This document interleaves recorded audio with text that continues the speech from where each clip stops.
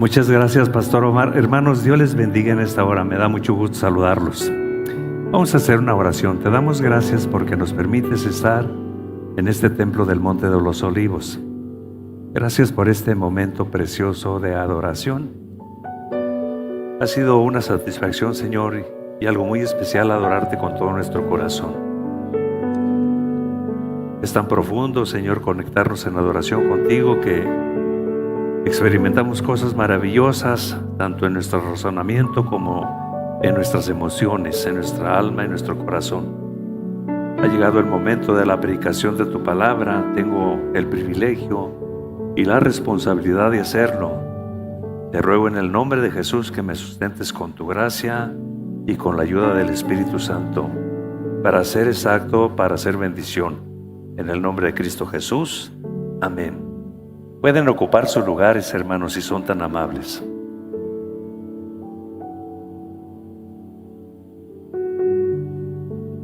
Después de aproximadamente 21 días o 23 días, regresamos a casa. En su momento, pues, se dará informe de lo que sucedió. Solamente les menciono que el domingo 5 estábamos en el mar de Galilea. Subimos a un pequeño barquito y se hizo una exposición o un momento de adoración ahí en el mar de Galilea.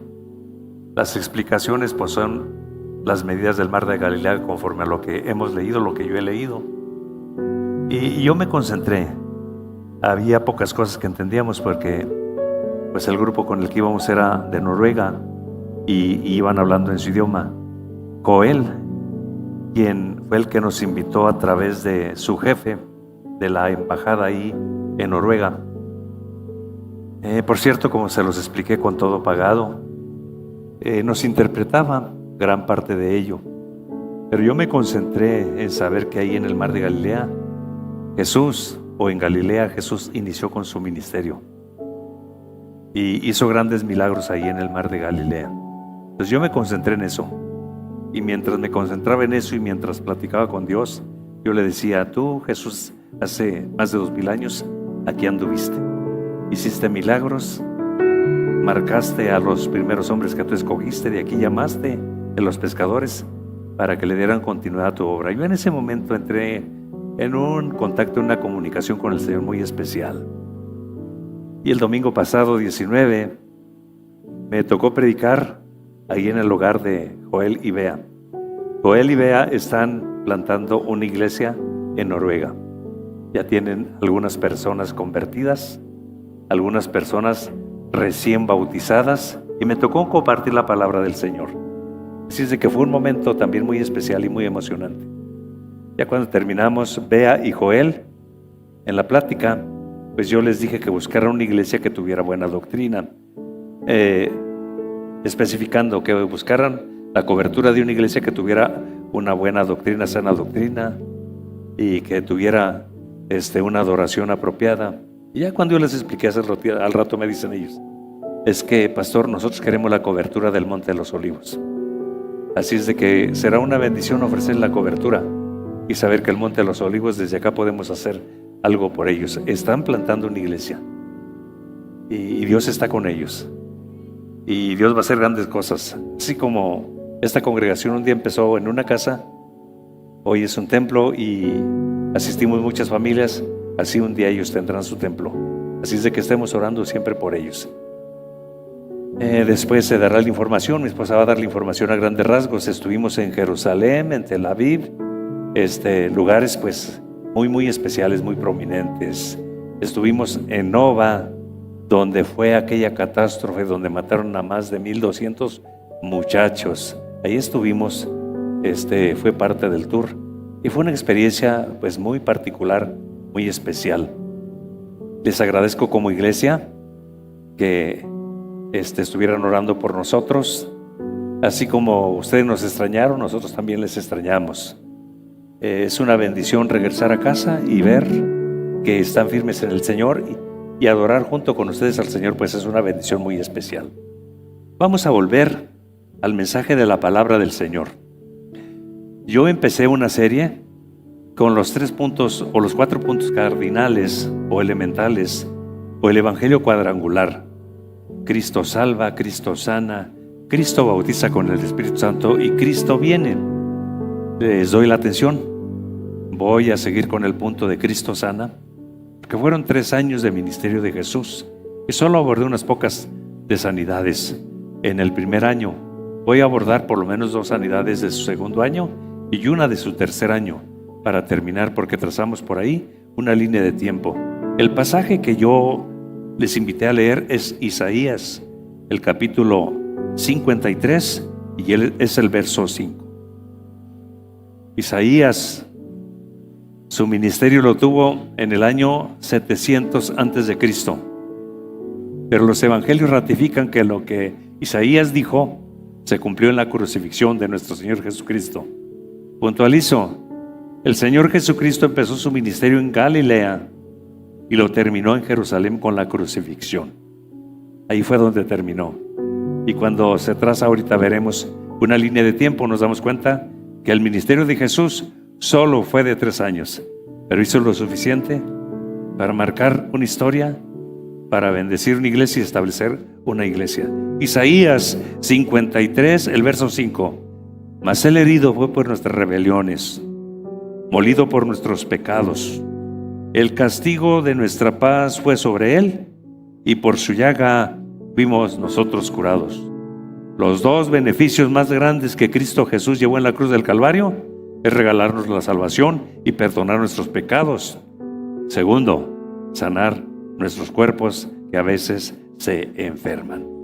Así es de que trato este tema, por ahí está, Cristo sana. Ese es el tema que yo estuve tratando. Cristo sana es un tema muy especial.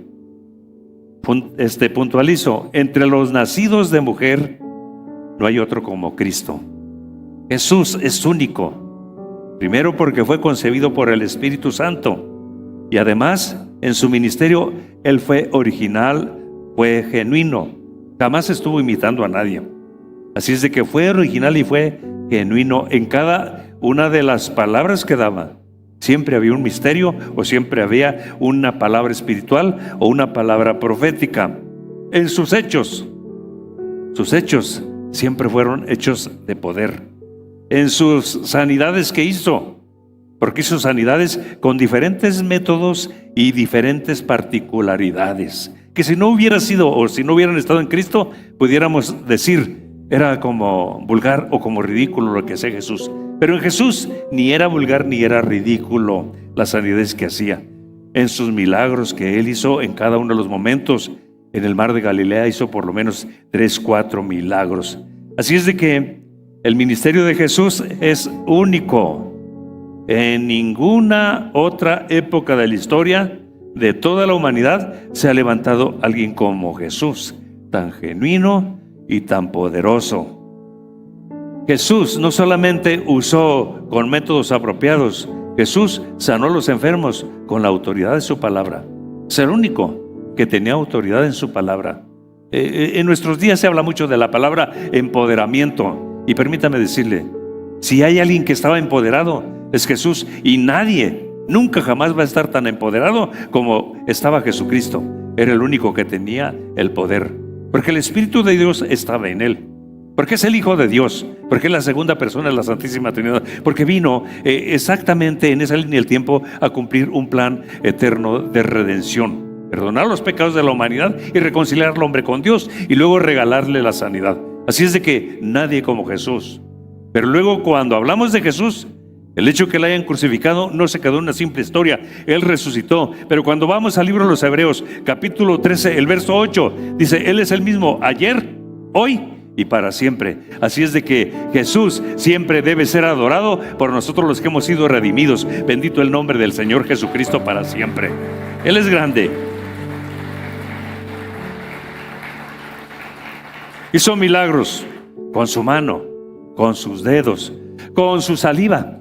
Hizo milagros hasta con su vestimenta.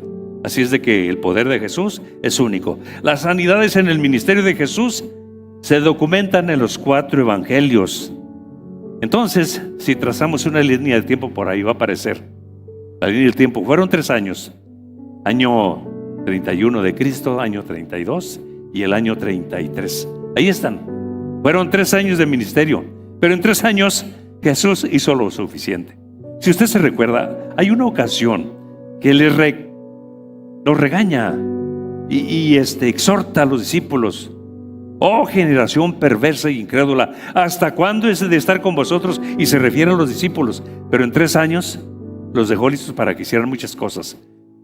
La influencia, las señales, cada palabra que dejó jamás se les olvidó. Las experiencias que pasaron con él jamás se les olvidaron. Incluso después de resucitado en el mar de Galilea, hizo un milagro extraordinario. Pero estoy hablando solamente de las sanidades de Jesús, y hoy vamos al segundo año del ministerio de Jesús, y voy a tomar solamente 2 de ellos. El primero que tomo es la sanidad del ciego de nacimiento. Está en Juan capítulo 9. Vamos a leer del verso 1 al 3, y luego vamos al verso 6 y luego el verso 7. Dice así la palabra del Señor en la sanidad del ciego de nacimiento. Al pasar Jesús vio a un hombre ciego de nacimiento, y le preguntaron sus discípulos diciendo: Rabí, ¿quién pecó, este o sus padres, para que haya nacido ciego? Respondiendo Jesús: no es que pecó este ni sus padres, sino para que las obras de Dios se manifiesten en él. Dicho esto, escupió en tierra, hizo lodo con su saliva y untó con el lodo los ojos del ciego. Y le dijo: ve a lavarte al estanque de Siloé, que traducido es enviado. Fue entonces y se lavó y regresó viendo. En la sanidad del ciego de nacimiento está el poder de nuestro Señor Jesucristo, un método único. Escupe, como que es a veces medio escrupuloso. Escupe, hace lodo con su saliva, toma el lodo y lo empieza a untar en los ojos del ciego. Nadie jamás ha hecho esto. Jesús es el único que tenía esa autoridad y esa solvencia y esa capacidad para hacer esa clase de milagros.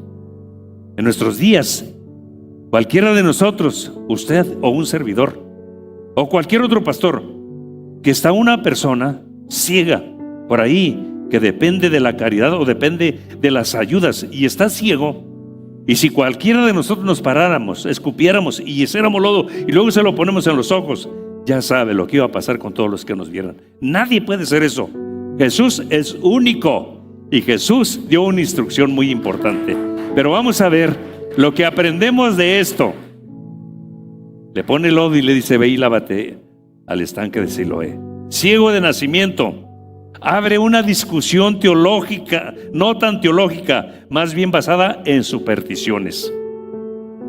Ciego de nacimiento, entonces abre una discusión teológica, no tan teológica, más bien basada en supersticiones. ¿Quién pecó, este o su padre? Es la pregunta que le hicieron los discípulos. Y basamos en eso. ¿Quién pecó, este o sus padres, para que haya nacido del todo ciego? En todos los tiempos y en todas las culturas hay supersticiones. Las supersticiones son ataduras que no permiten a la persona ver con objetividad y estorban a la realidad. No bendicen, más bien dañan y estorban las supersticiones. Casi todos traemos supersticiones de nuestros abuelos, de nuestros antepasados y de nuestros papás. Todos traemos supersticiones, pero el día que llegamos a Cristo Jesús nos hizo libres. Usted llega a un hogar donde no tiene a Cristo Jesús, va a haber cruces, va a haber sábilas, va a haber un montón de cosas, va a haber herraduras, porque tienen supersticiones. Pero esto parece teológico, pero no es teológico, es una superstición. Y los que hacen la pregunta son los apóstoles: ¿quién pecó, este o sus padres, para que haya nacido del todo ciego? Por algo nació ciego, son lo que dicen. No todas las enfermedades son consecuencias de pecado. Si así fuera, permítame decirle que todos estaríamos ciegos o enfermos. Romanos, el capítulo 3, verso 10 y verso 12. No hay justo ni aún uno. Todos se desviaron y aún se hicieron inútiles. No hay quien haga lo bueno. No hay ni siquiera uno. Somos buenos para eso. Todavía. En el contexto espiritual, en el contexto religioso, en todas las iglesias casi siempre hay alguien que se cree más santo, y siempre hay alguien que cuando alguien se enferma o le pasa alguna tragedia, dice, pues ¿qué pecado cometería? Las enfermedades no son consecuencia de pecados, porque si fuera, todos estaríamos enfermos. No hay justo ni aún uno. Y permítame decirlo con todo respeto, todos le fallamos a Dios todos los días, con el pensamiento, con la lengua, con lo que usted quiera. Por eso es que estas cosas os escribo para que no pequéis. Pero si alguno ha cometido pecado, abogado tenemos para con el Padre, a Jesucristo el justo. Él es la ofrenda por nuestros pecados, y no solamente por los nuestros, sino por los de todo el mundo. Así es de que esa es una superstición, un concepto ahí no tanto teológico, basado en una superstición. La superstición estorba, perturba la mente, no ayuda, no bendice. Pero la palabra de Dios es viva y eficaz, y es la que bendice. Sea bendito el nombre de Cristo Jesús para siempre. Gran verdad tenemos ahí. El Señor Jesús, como lo dije anteriormente, era original. Aparece en la escena utilizando nuevos métodos para la sanidad y rompiendo esquemas de religiosidad. La sanidad del ciego de nacimiento, en la sanidad del ciego de nacimiento usó lodo, su saliva, y le untó y le dijo, ve y lávate al Siloé. Dicho esto, escupió en tierra, hizo lodo y untó los ojos del ciego. Y luego tenemos aquí en estos momentos un imperativo que me parece un poquito ilógico. Ve y lávate al Siloé. Usted y yo recordamos que estaba ciego. Cuando le dice, ve y lávate al Siloé, él tiene que depender de otros o de su familia, o él tiene que depender de un bastón, o él tiene que depender de un perro que lo guíe. Yo no sé quién lo guió, pero él y los que lo guiaron obedecieron. Fue y se lavó al Siloé, fue y se lavó el lodo. Para cuando llegó a Siloé, tal vez el lodo estaba seco, pero se lavó, obedeció, y el milagro sucedió. Cuando Cristo da una palabra, lo que Él dice va a suceder. Sea bendito el nombre de Cristo Jesús. Esto es especial, esto es maravilloso, esto es fuerte.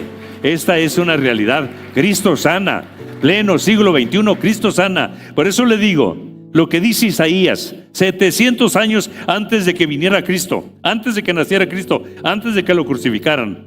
Mas el herido fue por nuestras rebeliones, molido por nuestros pecados.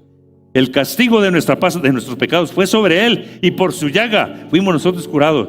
Llagas por todas partes. En su frente, las espinas hicieron que brotara sangre.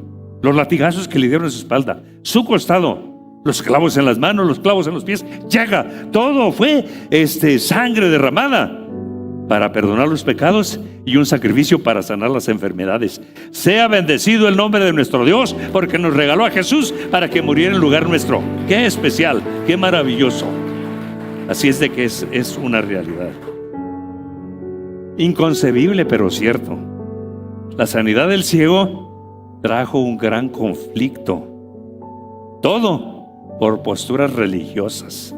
La religiosidad hace a los individuos irrazonables e insensibles.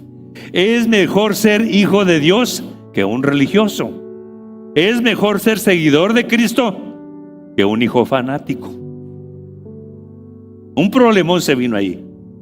Llevaron ante los fariseos al que había sido ciego, y era día de reposo cuando Jesús había hecho el lodo y le había abierto los ojos. Entonces algunos de los fariseos decían, este hombre no procede de Dios, porque no guarda el día de reposo. Religiosidad. Otros decían, ¿cómo puede un hombre pecador hacer estas señales? Catalogaron a Jesús de pecador. ¿Usted puede creer esto? Por eso le digo, la superstición, las cuestiones religiosas, la religiosidad entorpece la mente, entorpece la objetividad, entorpece la verdadera doctrina. Y fíjese lo que sigue diciendo la palabra del Señor. Y había disensión entre ellos. Entonces Él respondió y dijo, Si es pecador, no lo sé. Una cosa sé, que yo era ciego y ahora veo. Y háganle como quieran, háganle como puedan. Oye, cataloguen a Jesucristo de pecador, de no ser hijo de Dios, porque así pasa a veces. La religiosidad hace que condene. La religiosidad es un estorbo. La religiosidad saca del concepto de la verdad y del contexto de la verdad. La religiosidad le estorba a los verdaderos hijos de Dios. Mira los fariseos, ellos pertenecían al Sanedrín. Ahora están diciendo que Jesús no viene de Dios. Ese no viene de Dios, dijeron. Es la primera declaración, una declaración fuerte. A lo mejor a usted le habrá tocado escuchar alguna ocasión decirle a algún pastor: ese pastor no es de Dios. Y eso es serio, es delicado. ¿Quién nos puso como jueces para decir si es de Dios o no es de Dios? Eso es muy serio, muy delicado. Si Dios puso sus reflectores en él y lo escogió, nadie de nosotros puede decir si no es de Dios. Pero fíjense con quién se meten: con el Hijo de Dios. Ese hombre no viene de Dios. Muy serio, muy delicado. Los fariseos, ¿por qué le han pasado tantas cosas? Si podemos decir, a los hebreos, a los israelitas, a los judíos, ¿por qué les han pasado tantas cosas? Porque son religiosos, porque entorpecen y atraviesan a las cosas. No viene de Dios. Y luego fueron más allá, dijeron: es un pecador. Lógicamente, el ciego no podía tener el nivel de conocimiento que tenían los fariseos. Pero tómala, les dice: miren, si es pecador o no lo es pecador, una cosa sé, que yo era ciego y ahora veo. Y háganle como ustedes quieran. Sea bendito el nombre de Cristo Jesús para siempre.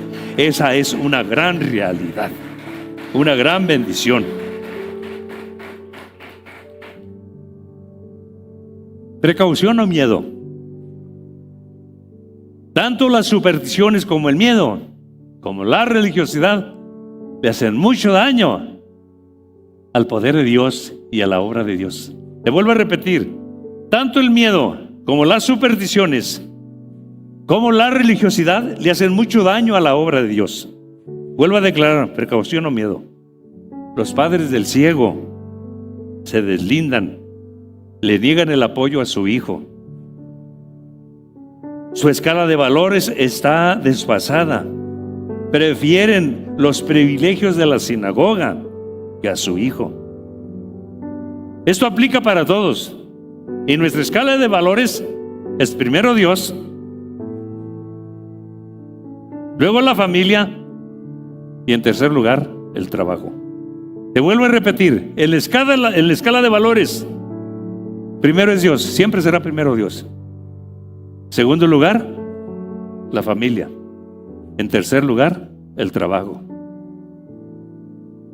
Resulta que para sustentar económicamente a la familia, en la mayoría se da en nosotros los pastores, se da con los médicos, se da en todos los niveles. Pasamos más tiempo en el trabajo que con la familia. Pero la escala de valores es Dios, la familia y el trabajo. Y a mí me llama la atención aquí en este momento, por cuestiones de no perder privilegios religiosos, de no perder el privilegio de la sinagoga. Usted, si evaluamos esto, ¿usted acepta que está correcto lo que hicieron los papás? Hacerse al lado de la sinagoga y hacer a un lado a su hijo. La familia nunca deja de ser la familia. Los papás nunca dejan de ser papás. Los hijos nunca dejarán de ser hijos. Los hermanos nunca dejarán de ser hermanos. Por eso le digo, en la escala de valores aplica para todos. Es primero Dios, en segundo lugar la familia, en tercer lugar el trabajo. Cuando hablamos de Dios, pues están los momentos que le dedicamos a Dios cuando venimos al templo, porque hay muchos distractores. Pero aquí un milagro causó un conflicto por cuestiones religiosas y porque lo había hecho en sábado. Un conflicto serio para el ciego, para los religiosos de aquel tiempo, no hallaban qué hacer, y para los papás. Entonces dijeron: bueno, pues nosotros no sabemos si en realidad estaba ciego o no estaba ciego. ¿Por qué no llamamos a sus papás? Y llamaron a sus papás. Si leo el pasaje, es más claro. Y sus padres respondieron y les dijeron: sabemos que este es nuestro hijo y sabemos que nació ciego, pero cómo ve ahora, no lo sabemos. ¿Y quién le haya abierto los ojos? Nosotros tampoco lo sabemos. ¿Qué edad tiene? Preguntadle a él. Él hablará por sí mismo. Nosotros nos lavamos las manos. ¿Ha escuchado esa frase? Yo me lavo las manos. Le vuelvo a repetir. El miedo, las supersticiones y la religiosidad no deja al creyente que vea con claridad, con objetividad, y le estorba para que sirva a Dios. Por eso el Señor Jesucristo y los evangelios dicen: y desde los días de Juan el Bautista el reino de los cielos sufre violencia y solo los violentos lo arrebatan. El evangelio es cosa seria, hay que tomarlo en verdad. Alguien que tiene miedo para seguir a Cristo y en el momento de definirse si es cristiano o no es cristiano, no es digno de ser llamado hijo de Dios, porque eso no funciona, eso no va aquí. Repruebo totalmente la actitud de los papás, porque por cuestiones religiosas, por privilegios religiosos, hacen a un lado su hijo y niegan a su hijo. Dice: pregúntenle a él, nosotros nos lavamos las manos. Esto no funciona así. Papás, hay que ver por los hijos siempre. Hijos, hay que ver por los papás. Hijos, hay que ver entre los hermanos. Eso está siempre. Pero entre todo eso, hay que ver a Dios siempre. No hay que quitar a Dios de nuestra mente, no hay que quitar a Dios de nuestro corazón. Cuando tengamos a Dios en nuestra mente y en nuestro corazón, todo te irá bien, todo saldrá bien, y lo que se te atravese, Dios se va a encargar de quitarlo de tu camino. Sea bendecido el nombre de Cristo Jesús. Dale palmas al Señor. Es especial el Señor, es maravilloso. Quitemos el miedo, quitemos las supersticiones y quitemos la religiosidad. Dios quiere que le sirvamos con un corazón puro y limpio. Eso es lo que quiere el Señor. Increíble que la bendición del cielo traiga conflictos a los que supuestamente profesan la fe, como los fariseos y como los mismos papás del ciego. Pero siempre esto trae ciertos conflictos y ciertos problemas. Aquí en México hubo problemas en su momento. Permítanme citar más o menos el año 1810, cuando se empezó a predicar el evangelio en México, que los primeros predicadores, los primeros que vinieron a evangelizar, los contábamos con los dedos de una mano y te sobraban dedos. Eran pocos y empezaron a predicar. Y cuando el evangelio se empezó a predicar y la gente empezó a creer a la palabra y empezaron a creer el testimonio de los que predicaban y se empezaron a convertir, llegó el momento que cuando vieron que se estaban convirtiendo y que había algunos protestantes, fíjese, los gobernantes de esos años plasmaron en sus acuerdos que la fe católica sería la única en el país. Por lo tanto, no había cabida ni espacio para los cadáveres de los protestantes, porque los cementerios eran católicos, así como todo el pueblo era católico.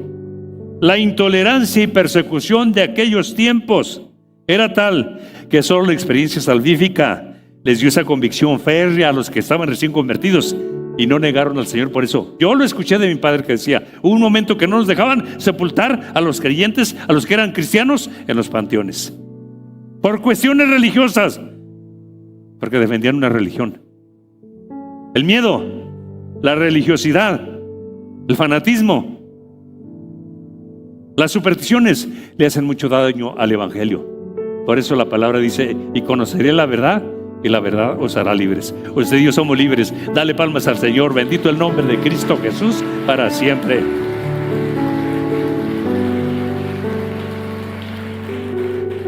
Sanidad de un sordo tartamudo. El método que usa Cristo Jesús aquí en estos momentos son sus dedos y su saliva nuevamente.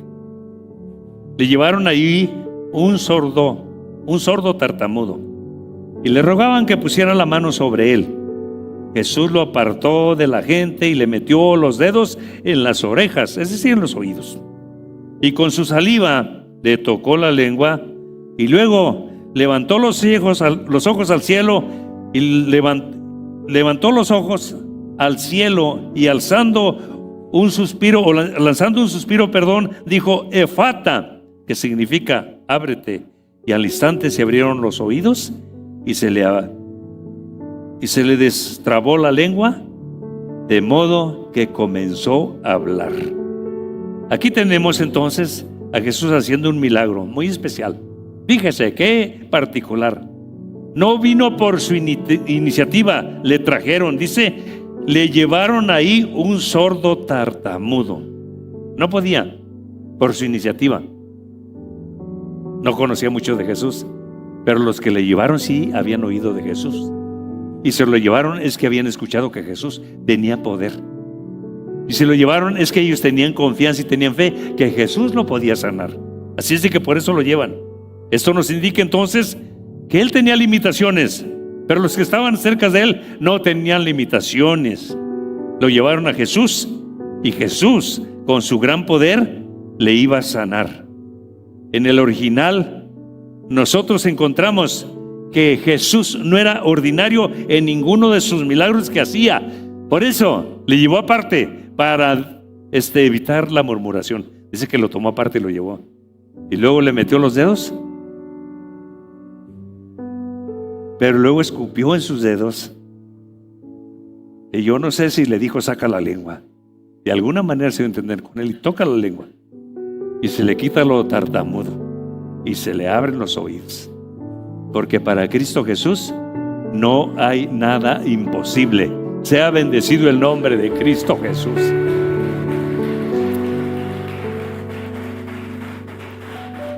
Lo llevaron. Estaba sordo y aparte tartamudo. Así es de que la fe viene por el oír y el oír por la palabra de Dios. Él no había oído de Jesús. Había visto tal vez algunas cosas, pero no había oído. Si él hubiera oído, no hubieran estado que lo llevaran. Pero alguien tuvo que llevarlo. Tal vez sus familiares, tal vez sus amigos. O sea, esto nos indica que hay ocasiones que tenemos que llevar a alguien para que escuche de Jesús o para que reciba de Jesús la salvación o un milagro. Hay quienes no van a tener iniciativa o no pueden porque no han oído. Él no oía, estaba sordo y estaba tartamudo. Así es de que no había oído nada de Jesús. Así es de que no había fe. Pero sus amigos, sus familiares dijeron, si lo llevamos, Jesús lo va a sanar. Y lo llevaron y se suscitó un milagro extraordinario. Por el apoyo de otros, por la intervención de otros. O sea, a lo que voy, todos los que estamos aquí en algún momento podemos hacer algo por la gente que no conoce a Cristo. Darle una palabra. Y si Dios te guía a hacer una oración, haz una oración con Él. Dile, quiero orar por ti. No te avergüences, quiero orar por ti. Y ore. Mire, lo demás lo va a hacer el Señor. Dios va a usar sus labios y Dios va a usar sus manos. Porque eso es lo que hace. Aquellos nada más lo llevaron, pero el que hizo todo fue Cristo Jesús. Tus manos, tus pies, tu voz puede ayudar para que el nombre de Dios sea glorificado y la gente se salve y la gente se sane. Sea bendecido el nombre de Jesús. Así es de que todo sucedió en un respectivo orden. Lo retira la gente, le mete los dedos en los oídos, escupe en sus dedos, le toca su lengua y finalmente pronuncia una palabra, Efata. Usted y yo sabemos que el Nuevo Testamento fue escrito en griego, pero esta palabra que aparece aquí está en arameo, la lengua materna de los judíos, lengua que aprendieron en Babilonia. Es la lengua materna. El griego es el idioma con que Alejandro Magno fue impregnando a todos los pueblos que iba conquistando. Pero la lengua materna de ellos, en el tiempo que estuvieron cautivos, no se les olvide que estuvieron 70 años cautivos, aprendieron el arameo. Y en esta ocasión Jesús sabe arameo. Efata le dice. Por cierto, hay otras cuantas palabras en la Biblia escritas en arameo. Se las menciono: Abba, Cefas, Talita Kumi, Eloí, Lama Sabactani y Maranata. Están escritas en arameo, no están en griego, no están en hebreo tampoco, están escritas en arameo. Y me llama la atención, dice que volteó a sus ojos y lanzó un suspiro y dijo, Efata. Bueno, te quiero decir que el sordo tartamudo ni entendía el hebreo ni el griego, tampoco el arameo, pero en esa palabra había poder. Aunque no lo entendía, el milagro se suscitó. ¿No te da gusto esto? No podía oír el hebreo, ni el griego, ni el arameo, porque no lo escuchó. Dice que levantó sus ojos al cielo, lanzó un suspiro y dijo: Efata, ábrete. Y se abrieron los oídos y se le quitó lo tartamudo y el nombre de Dios fue glorificado. Esto es especial, es maravilloso. Bendito el nombre de Cristo Jesús. Porque no oyó la palabra, pero se abrieron sus oídos y se le quitó lo tartamudo. Es maravilloso, es especial. En la línea del tiempo, en el tercer año del ministerio de Jesús, entre muchos de los milagros que sucedieron, toma el de los 10 leprosos. Y termino con esto. Pido al grupo de alabanza que vengan en estos momentos. Y al entrar en la aldea, le salieron al encuentro 10 hombres leprosos, los cuales se pararon a lo lejos y alzando la voz, diciendo: Jesús, Maestro, ten misericordia de nosotros. Cuando él los vio, les dijo: id y mostraos a los sacerdotes. Y aconteció que mientras iban, fueron limpiados. Entonces uno de ellos, viendo que había sido sanado, volvió glorificando a Dios a gran voz y se postró rostro en tierra a los pies del Señor Jesucristo. Esto es impresionante. 10 leprosos, como fueron expulsados de su familia y fueron expulsados de la más sociedad, bueno, pues ellos hicieron su grupito. Y alzando la voz, cuando vieron a Jesús a una distancia, el leproso, a distancia de 30 metros, cuando veía a una gente que no estaba leprosa o que estaba sana, tenía que gritar: inmundo, soy inmundo. Y ya la gente pues ya no se acercaba. Si no gritaba, tenían derecho a agarrarlos a pedradas. Pero ellos gritaron: Señor, ten misericordia de nosotros. No gritaron que eran inmundos. Y viéndolos, Jesús dijo: vayan, muéstrense al sacerdote. Y en ese acto ellos creyeron. Fueron sanos los 10, pero solo uno de ellos regresa, y era samaritano. Agradecimiento. En la escala del 1 al 10, tu agradecimiento, ¿cómo es? Porque me llama la atención esto. Dice que regresó glorificando a Dios y bajó hasta sus rodillas y luego inclinó su cabeza hasta que pegó en la tierra. Agradecimiento. En la escala del 1 al 10, ¿cómo es tu agradecimiento? El agradecimiento se ve en el compromiso que tenemos en el templo donde nos congregamos. El agradecimiento se ve en la forma que adoramos al Señor. El agradecimiento se ve de cómo servimos al Señor. Agradecimiento. Y me llama la atención esto, porque es el segundo de los samaritanos, la mujer samaritana. Aquella mujer que se había dedicado a cosas no tan sanas y que Jesús la descubrió. Aquella mujer a quien Cristo Jesús le dijo: créeme, mujer, que el tiempo viene donde los verdaderos adoradores adorarán al Padre en espíritu y en verdad. Ni será aquí en el monte Gerizim, ni será en Jerusalén. Porque esa era la polémica, que la correcta adoración era en Jerusalén y los samaritanos decían: no, en el monte Gerizim. Pero los otros 9 judíos no regresaron, los que fueron sanos. Regresó un samaritano. Desde el momento que Dios perdonó nuestros pecados y que nos regala la bendición, la salud de cada día, y nos da para comer, nos da para vivir, oxígeno que respiramos, desde ese momento, cada día, en cuanto abrimos los ojos, debemos agradecerle y adorar a Dios. A Dios le gusta que le agradezcamos y que lo adoremos. ¿Qué tamaño, o en la escala del 1 al 10, cómo es tu agradecimiento? Y el agradecimiento se muestra con nuestro compromiso con el Señor. Sea bendito el nombre de Cristo Jesús.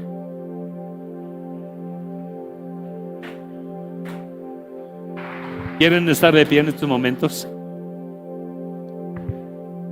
Hoy nos toca la oración por los enfermos, así es de que en el momento que se ore por los enfermos, creo que va a haber sanidades. Hoy hace 4 domingos que prediqué el sermón de sanidad y alguien, cuando yo salí en el pasillo, me dijo: yo fui sano, hermano. Si hubo sanidades ese domingo. Hay sanidades. Cristo todavía sana, hermano. Enfermedades sencillas y enfermedades incurables. Él sana. Él es el sanador. Vamos a adorar al Señor. El grupo de alabanza está listo. Nuestro agradecimiento es un acto de compromiso, es un acto de entrega, es un acto de adoración, es un acto de responsabilidad. Nuestra adoración o nuestro agradecimiento es un acto de una relación profunda entre la criatura y el Creador, entre los cristianos con Cristo Jesús. Sea bendecido el nombre del Señor. Él está en este lugar. Ya tú puedes decirle gracias por la vida. Gracias porque me das de comer.